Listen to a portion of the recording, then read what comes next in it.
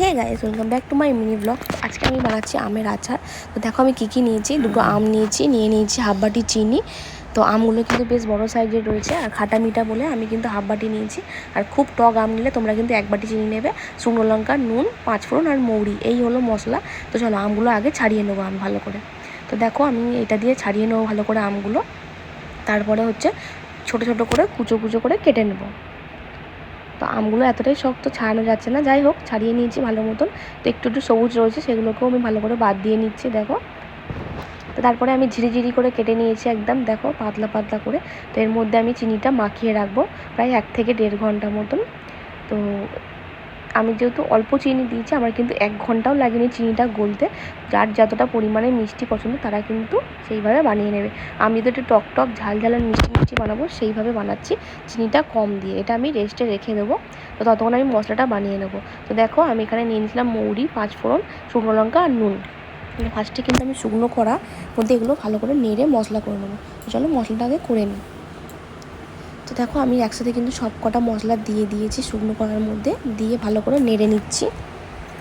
তারপরে এটাকে গুঁড়ো করে রেখে দেবো। মশলা কিন্তু সেইভাবে লাগে না। আর দেখো আমার এখানে কিন্তু চিনিটা ভালো মতন গলে গেছে, মশলা আমার কমপ্লিট হয়ে গেছে। আর শুকনো কড়ার মধ্যে কিন্তু আমি এটা দিয়ে দিলাম। এর মধ্যে কিন্তু কোনো রকম তেল ইউজ হয় না। আর এখন কিন্তু এই আচারটা খুবই ট্রেন্ডিংয়ে যাচ্ছে, সেই দেখে কিন্তু আমিও বানালাম। এটা কিন্তু আমার নিজের আইডিয়া নয়, আমি নেট থেকে দেখে সেটাই শিখেছি আর সেটাই তোমাদের সাথে শেয়ার করছি। তো দেখো আমগুলো কিন্তু ভালো মতো সেদ্ধ হয়ে গেছে, আর গ্যাসটা কিন্তু একদম লো মিডিয়ামে রেখে আমি আমগুলো সেদ্ধ করে নিয়েছি। তো যতটা সেদ্ধ হবে দেখো আমের কালারটা কিন্তু চেঞ্জ হয়ে যাচ্ছে পুরোপুরি। এবারে আমি অল্প নুন দিয়ে দিলাম টেস্ট অনুযায়ী, আর দিয়ে দিলাম মশলাটা, দিয়ে ভালো করে নাড়াচাড়া করে মিশিয়ে নিতে হবে। আর শুকনো লঙ্কাটা যে যেরকম চাইবে ঝাল খেতে সেরকম অ্যাড করবে, আমি একটাই দিয়েছি।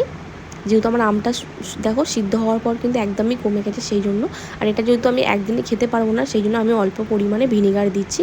কেউ যদি এটা রাখতে চাও তাহলে কিন্তু তারা ভিনিগার ইউজ করতে পারো, তাহলে বেশি দিন রাখা সম্ভব হবে। আর ফ্রিজে রাখতে পারো, এমনি নর্মালও রাখতে পারো। তো দেখো আমি অল্প করে ভিনিগার অ্যাড করে দিয়েছি, আর এটা ভালো নাড়াচাড়া করে নিচ্ছি। আমার কিন্তু আচারটা কমপ্লিট হয়ে গেছে। এবার হচ্ছে সার্ভ করে তোমাদেরকে দেখাচ্ছি। তো চলো বাটিতে ঢেলে নিই। তো দেখো কতটা দেখতে সুন্দর হয়েছে, এটা কেউ বলবেই না যে তেলের মধ্যে লাগেইনি। তো চলো ফাইনাল লুকটা তোমাদের সাথে শেয়ার করি আগে। এই দেখো আচারটা দেখতে ঠিক এইরকম লোভনীয় হয়েছে। তোমাদের কেমন লাগলো অবশ্যই কমেন্ট করো। টাটা, থ্যাংক ইউ ফর ওয়াচিং।